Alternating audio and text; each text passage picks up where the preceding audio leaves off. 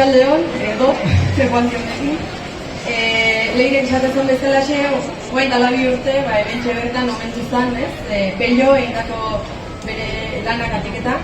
Eta, momentu hortan, Peio asko aukitu zen, eta oso eskertu sentitu zen, herriarekiko, entzitzaion errekonozimendu batik, eta gu ere bai.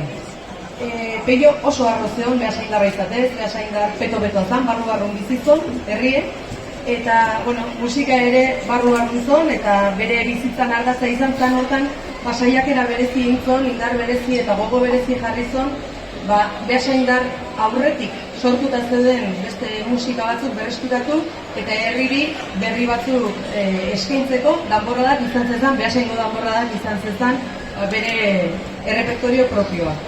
Orduan, gure hori ikusita eta bere borondatei segika edo bide eman nahien behintzat familik egin bakarra izan da, erabakitzea herriarentzako sortutak hori herriri eman bartzaiola eta horrelaxe doaintzago edo nabapena hori egin da. Orduan, besteik gabe, eskerrik asko gaur hemen elkartu zaten hori, antolatzaile guztiri, eta irautena izaten guzti, da hon egoaldikin gaina. Orduan, besteik gabe.